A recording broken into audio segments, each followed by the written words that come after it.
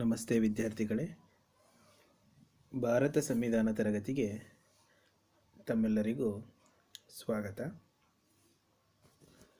ವಿದ್ಯಾರ್ಥಿಗಳೇ, ಕಳೆದ ಒಂದು ತರಗತಿಯಲ್ಲಿ ನಾವು ಗ್ರಾಮ ಪಂಚಾಯಿತಿಯ ಅಧಿಕಾರ ಕಾರ್ಯಗಳ ಬಗ್ಗೆ ತಿಳಿದುಕೊಂಡಿದ್ವಿ. ಮುಂದುವರಿದು ಇವತ್ತಿನ ಒಂದು ತರಗತಿಯಲ್ಲಿ ಚುನಾವಣಾ ಆಯೋಗದ ಬಗ್ಗೆ ಅಧ್ಯಯನ ಮಾಡೋಣ. Hello my dear students, welcome to Constitution of India class.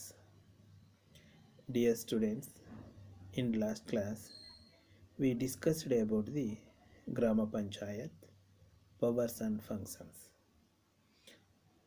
In today's class I am going to start Election Commission.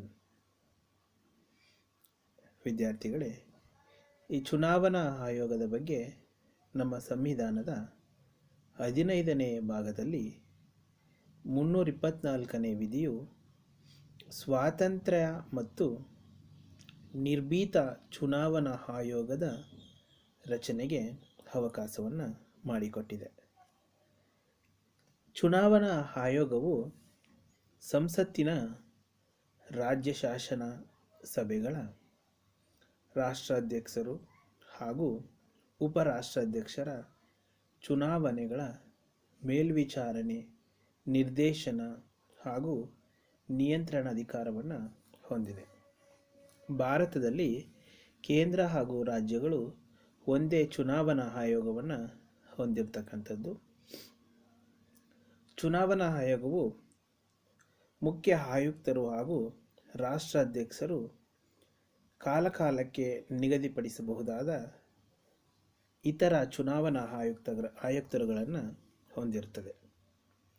ಭಾರತದ ಚುನಾವಣಾ ಆಯೋಗವು ಪ್ರಸ್ತುತ ಒಬ್ಬರು ಮುಖ್ಯ ಚುನಾವಣಾ ಆಯುಕ್ತರು ಹಾಗೂ ಇಬ್ಬರು ಇತರೆ ಚುನಾವಣಾ ಆಯುಕ್ತರನ್ನು ಒಳಗೊಂಡಿದೆ. ಚುನಾವಣಾ ಆಯೋಗದ ಸದಸ್ಯರನ್ನು ಯಾರು ನೇಮಕ ಮಾಡ್ತಾರೆ? ಇವರನ್ನು ರಾಷ್ಟ್ರಾಧ್ಯಕ್ಷರು ಮಂತ್ರಿಮಂಡಲದ ಸಲಹೆಯ ಮೇರೆಗೆ ನೇಮಕ ಮಾಡ್ತಾರೆ. ಚುನಾವಣಾ ಆಯೋಗಕ್ಕೆ ಸಹಾಯ ಮಾಡಲು ರಾಷ್ಟ್ರಾಧ್ಯಕ್ಷರು ಪ್ರಾದೇಶಿಕ ಆಯುಕ್ತರುಗಳನ್ನು ನೇಮಿಸುತ್ತಾರೆ. ಪ್ರಾದೇಶಿಕ ಆಯುಕ್ತರುಗಳನ್ನು ನೇಮಕ ಮಾಡ್ತಕ್ಕಂಥ ಸಂದರ್ಭದಲ್ಲಿ ರಾಷ್ಟ್ರಾಧ್ಯಕ್ಷರು ಚುನಾವಣಾ ಆಯೋಗದೊಂದಿಗೆ ಸಮಾಲೋಚನೆಯನ್ನು ನಡೆಸುತ್ತಾರೆ. ಇವರ ಅಧಿಕಾರಾವಧಿ ಎಷ್ಟು ವರ್ಷ? ಚುನಾವಣಾ ಆಯೋಗದ ಸದಸ್ಯರ ಅಧಿಕಾರಾವಧಿ 6 ವರ್ಷಗಳು. ಆದರೆ ಅವಧಿ ಮುಗಿಯುವುದಕ್ಕೆ ಮೊದಲು 65 ವರ್ಷಗಳು ತುಂಬಿದರೆ ಹುದ್ದೆಯಿಂದ ನಿವೃತ್ತಿಯಾಗಬೇಕಾಗುತ್ತದೆ. ಪ್ರಾದೇಶಿಕ ಆಯುಕ್ತರ ಅಧಿಕಾರಾವಧಿಯನ್ನು ರಾಷ್ಟ್ರಾಧ್ಯಕ್ಷರು ನಿರ್ಧರಿಸುತ್ತಾರೆ. ಇನ್ನು ಚುನಾವಣಾ ಆಯೋಗದ ಸದಸ್ಯರು ಹಾಗೂ ಪ್ರಾದೇಶಿಕ ಆಯುಕ್ತರ ಸೇವಾ ನಿಯಮಗಳನ್ನು ಸಂಸತ್ತು ನಿರ್ಧರಿಸುತ್ತದೆ. ಚುನಾವಣಾ ಆಯೋಗದ ಸದಸ್ಯರ ಸೇವಾ ನಿಯಮಗಳನ್ನು ಅನಾನುಕೂಲವಾಗುವಂತೆ ಬದಲಾಯಿಸುವಂತಿಲ್ಲ. ಚುನಾವಣಾ ಆಯೋಗದ ಸದಸ್ಯರಿಗೆ ಸರ್ವೋಚ್ಚ ನ್ಯಾಯಾಲಯದ ನ್ಯಾಯಾಧೀಶರ ಸ್ಥಾನಮಾನವನ್ನು ನೀಡಲಾಗಿದೆ. ಆದ್ದರಿಂದ ಆಯೋಗದ ಸದಸ್ಯರು ಸರ್ವೋಚ್ಚ ನ್ಯಾಯಾಲಯದ ನ್ಯಾಯಾಧೀಶರಿಗೆ ದೊರೆಯುವ ವೇತನ, ಪಿಂಚಣಿ ಮತ್ತು ಇತರೆ ಸೌಲಭ್ಯಗಳನ್ನು ಪಡೆಯುತ್ತಾರೆ. ಇವರ ವೇತನ, ಪಿಂಚಣಿ ಹಾಗೂ ಇತರೆ ಭತ್ಯೆಗಳನ್ನು ಭಾರತದ ಸಂಚಿತ ನಿಧಿಯಿಂದ ನೀಡಲಾಗುತ್ತದೆ. ಚುನಾವಣಾ ಆಯೋಗದ ಸದಸ್ಯರನ್ನು ಅತ್ಯಂತ ಸುಲಭವಾಗಿ ಅಧಿಕಾರದಿಂದ ವಜಾ ಮಾಡಲು ಸಾಧ್ಯವಿಲ್ಲ. ಮುಖ್ಯ ಚುನಾವಣಾ ಆಯುಕ್ತರನ್ನು ಪದಚ್ಯುತಿಗೊಳಿಸಲು ಸರ್ವೋಚ್ಚ ನ್ಯಾಯಾಲಯದ ನ್ಯಾಯಾಧೀಶರನ್ನು ಪದಚ್ಯುತಿಗೊಳಿಸುವ ಆಧಾರ ಮತ್ತು ವಿಧಾನವನ್ನೇ ಅನುಸರಿಸಬೇಕು. ಮುಖ್ಯ ಚುನಾವಣಾ ಆಯುಕ್ತರ ಶಿಫಾರಸಿನ ಮೇರೆಗೆ ಮಾತ್ರ ರಾಷ್ಟ್ರಾಧ್ಯಕ್ಷರು ಇತರ ಚುನಾವಣಾ ಆಯುಕ್ತರು ಹಾಗೂ ಪ್ರಾದೇಶಿಕ ಆಯುಕ್ತರುಗಳನ್ನು ಅಧಿಕಾರದಿಂದ ತೆಗೆದುಹಾಕಬಹುದು. ಭಾರತ ಸಂವಿಧಾನದ ನಿರ್ಮಾತೃಗಳು ಚುನಾವಣಾ ಆಯೋಗವು ಸ್ವಾತಂತ್ರ್ಯವಾಗಿದ್ದಾಗ ಮಾತ್ರ ನಿಷ್ಪಕ್ಷಪಾತವಾಗಿ ಹಾಗೂ ನಿರ್ಭೀತವಾಗಿ ಕಾರ್ಯನಿರ್ವಹಿಸಬಲ್ಲದು ಎಂಬ ಸತ್ಯವನ್ನು ಅರ್ಥ ಮಾಡಿಕೊಂಡಿದ್ದರು. ಆದ್ದರಿಂದ ಇವರು ಚುನಾವಣಾ ಆಯೋಗದ ಸ್ವಾತಂತ್ರ್ಯವನ್ನು ರಕ್ಷಿಸಲು ಕೆಲವೊಂದು ನಿಯಮಗಳನ್ನು ನಮ್ಮ ಸಂವಿಧಾನಕ್ಕೆ ಅಳವಡಿಸಿದರು. ಸಂವಿಧಾನವು ಮುಖ್ಯ ಚುನಾವಣಾ ಆಯುಕ್ತರಿಗೆ ಸೇವಾ ಭದ್ರತೆಯನ್ನು ಒದಗಿಸುತ್ತದೆ.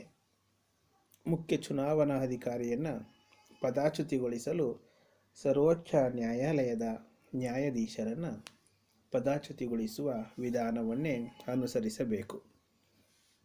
ಮುಖ್ಯ ಚುನಾವಣಾ ಆಯುಕ್ತರ ಶಿಫಾರಸ್ಸಿಗೆ ಅನುಗುಣವಾಗಿ ಮಾತ್ರ ಇತರೆ ಚುನಾವಣಾ ಆಯುಕ್ತರು ಹಾಗೂ ಪ್ರಾದೇಶಿಕ ಆಯುಕ್ತರುಗಳನ್ನು ಸೇವೆಯಿಂದ ತೆಗೆದುಹಾಕಬಹುದು.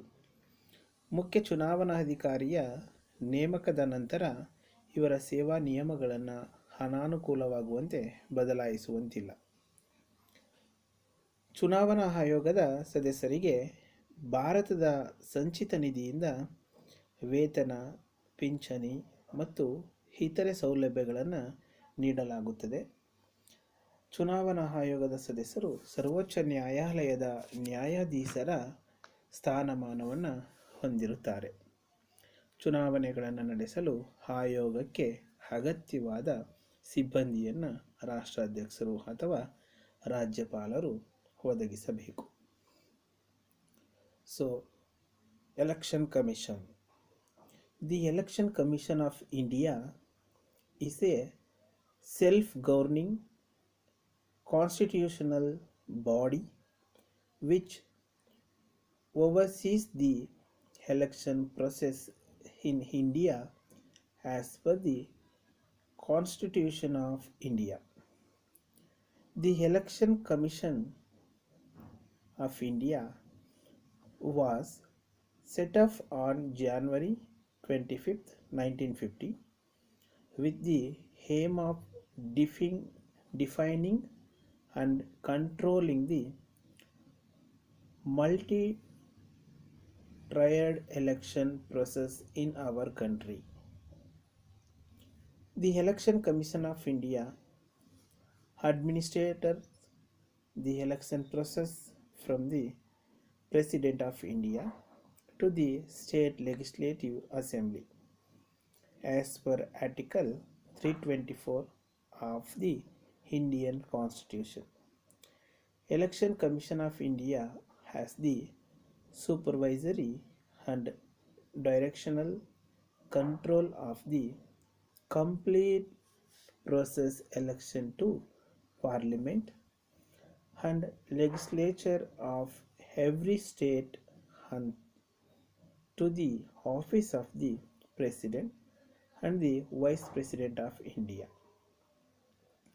The Election Commission of India consists of a Chief Election Commissioner and two other Election Commissioners.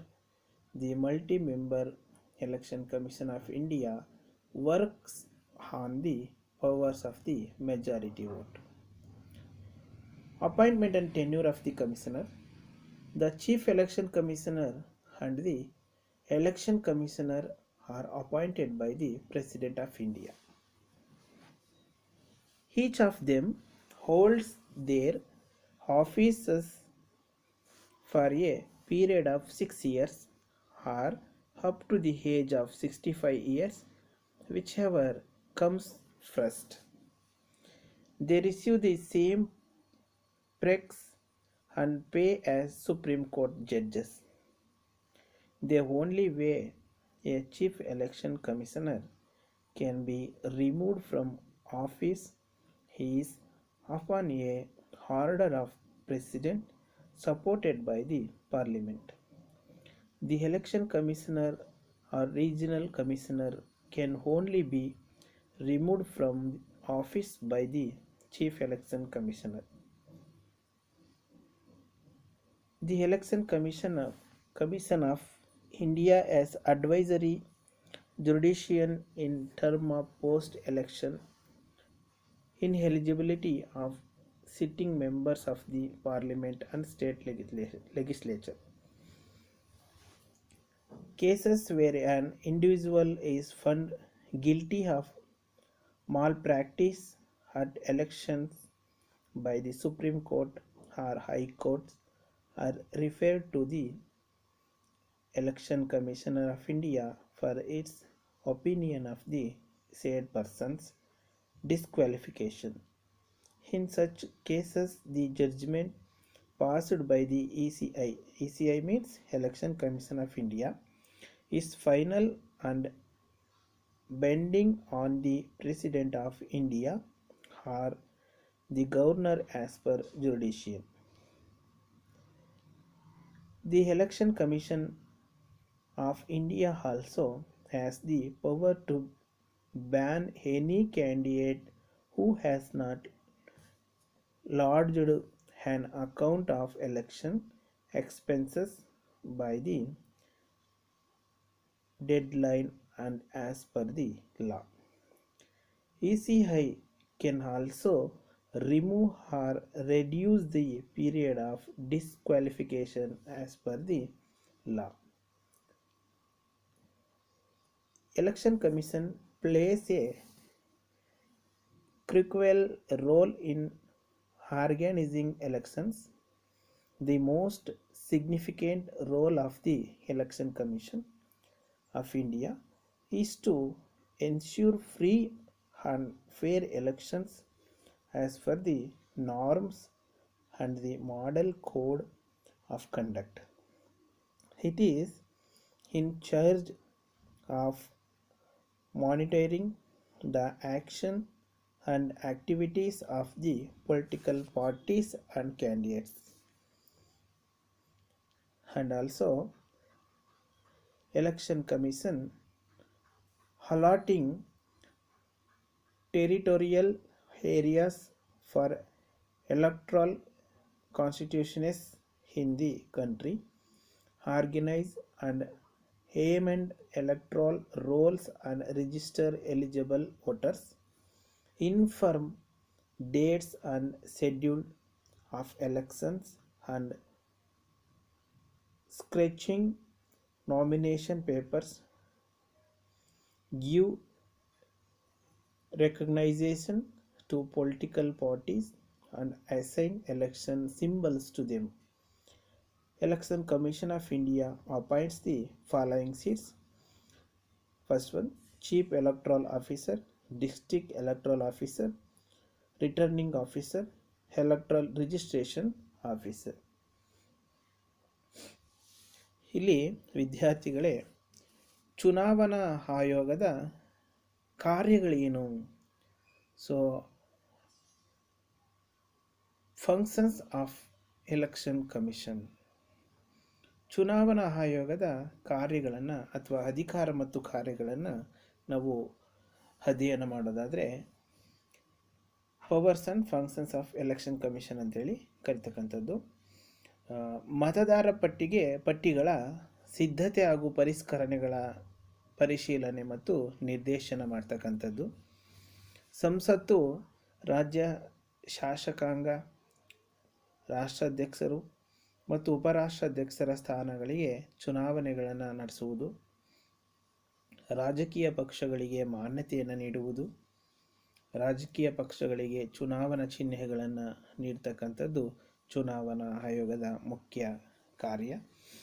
ಹಾಗೂ ಪಕ್ಷಗಳಿಗೆ ನೀಡಲಾಗುವ ಮಾನ್ಯತೆ ಮತ್ತು ಚಿಹ್ನೆಗಳಿಗೆ ಸಂಬಂಧಿಸಿದಂತೆ ಉಂಟಾಗುವ ವಿವಾದಗಳನ್ನು ಇತ್ಯರ್ಥಪಡಿಸುವುದು. ಚುನಾವಣಾ ವ್ಯವಸ್ಥೆಗಳಿಗೆ ಸಂಬಂಧಿಸಿದ ವಿವಾದಗಳನ್ನು ವಿಚಾರಣೆ ನಡೆಸಲು ಅಧಿಕಾರಿಗಳನ್ನು ನೇಮಿಸುವುದು. ಚುನಾವಣಾ ನೀತಿ ಸಂಹಿತೆಗಳನ್ನು ರೂಪಿಸಿ ಅನುಷ್ಠಾನಗೊಳಿಸುವುದು. ಸಂಸತ್ ಸದಸ್ಯರ ಅನರ್ಹತೆಗೆ ಸಂಬಂಧಿಸಿದಂತೆ ರಾಷ್ಟ್ರಾಧ್ಯಕ್ಷರಿಗೆ ಸಲಹೆ ನೀಡುವುದು. ರಾಜ್ಯ ಶಾಸನಸಭೆಗಳ ಸದಸ್ಯರ ಅನರ್ಹತೆಗೆ ಸಂಬಂಧಿಸಿದಂತೆ ರಾಜ್ಯಪಾಲರಿಗೆ ಸಲಹೆ ನೀಡುವುದು. ನಕಲು ಮತದಾನ, ಮತಗಟ್ಟೆಗಳನ್ನು ವಶಪಡಿಸಿಕೊಳ್ಳುವುದು ಮುಂತಾದ ಚುನಾವಣಾ ಅಕ್ರಮಗಳು ಸಂಭವಿಸಿದಾಗ ಚುನಾವಣೆಗಳನ್ನು ರದ್ದುಪಡಿಸುವುದು. ಚುನಾವಣೆ ನಡೆಸಲು ಅಗತ್ಯವಾದ ಸಿಬ್ಬಂದಿಯನ್ನು ಒದಗಿಸುವಂತೆ ರಾಷ್ಟ್ರಾಧ್ಯಕ್ಷರು ಅಥವಾ ರಾಜ್ಯಪಾಲರನ್ನು ವಿನಂತಿಸಿಕೊಳ್ಳುವುದು, ರಾಜಕೀಯ ಪಕ್ಷಗಳನ್ನು ನೋಂದಾಯಿಸಿಕೊಳ್ಳುವುದು, ರಾಜಕೀಯ ಪಕ್ಷಗಳಿಗೆ ರಾಷ್ಟ್ರೀಯ ಅಥವಾ ಪ್ರಾದೇಶಿಕ ಪಕ್ಷಗಳ ಸ್ಥಾನಮಾನಗಳನ್ನು ನೀಡುವುದು, ಮತದಾರರ ಪಟ್ಟಿಗಳ ವಿಶೇಷ ಪರಿಷ್ಕರಣೆಗೆ ಆದೇಶ ನೀಡುವುದು, ರಾಜ್ಯ ಶಾಸನಸಭೆಗಳಿಗೆ ಚುನಾವಣೆ ನಡೆಸಲು ಅಧಿಸೂಚನೆಯನ್ನು ಹೊರಡಿಸುವಂತೆ ರಾಜ್ಯಪಾಲರಿಗೆ ಶಿಫಾರಸು ಮಾಡುವುದು,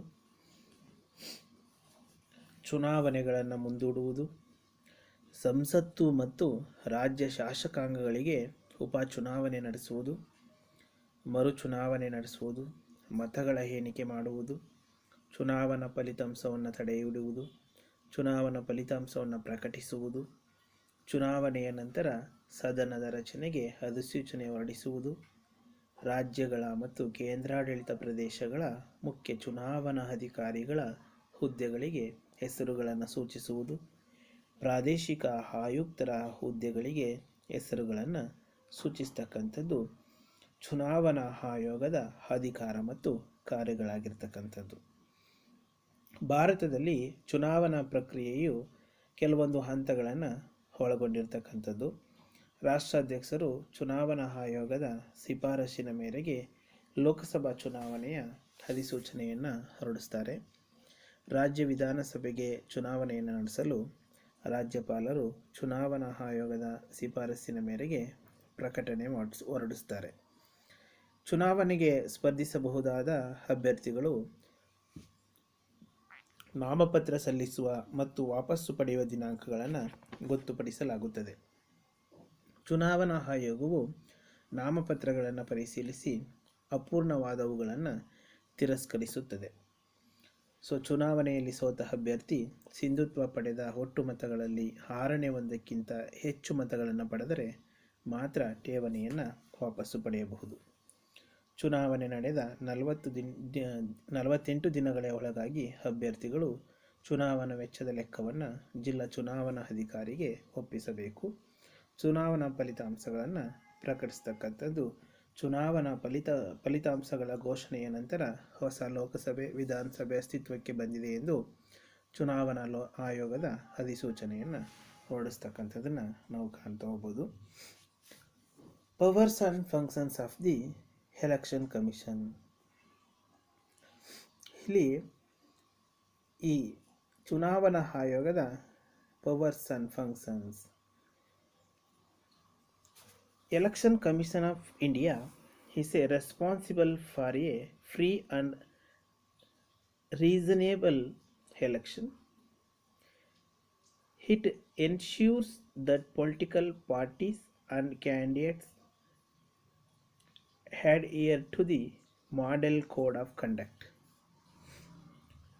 regulates parties and registers them as per eligibility to contest in election, propose the limit of campaign expenditure per candidate to all parties and monitors the same. It is mandatory for all political parties to submit annual reports to the ECI in order to be able to claim the tax benefit on the contribution. Guarantees that all political parties regularly submit audited financial reports. The main duties of the Election Commission are supervise, control and conduct all elections to Parliament and state legislature. Set general rules for election. Prepare electoral rules. Determine the territorial distribution of constituencies. Give credit to political parties. Allot election symbols to political parties or candidates. Appoint tribunals for the decision of doubts and disputes arising out of an election to parliament and state legislature. EC first issued a model code of conduct for political parties at the time of the fifth general election held in 1971. Since then, the code has been revised from time to time and lays down guidelines as to how political parties and candidates should conduct themselves during election. A provision was made under the code that from the time the election are announced by the commission, ministers and other authorities cannot announce any financial grant, make promises of contribution of roads, carry out any appointments in government and public undertakings which may have the effects of influencing the voters in favor of the ruling party, and also dispute the expectation of the code of conduct by political parties. Cases of its violation have been on the rise.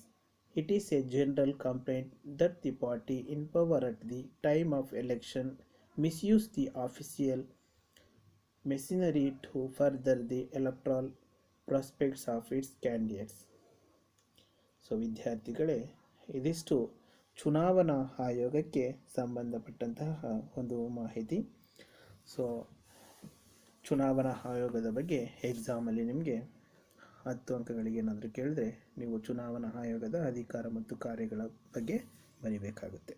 Thank you very much.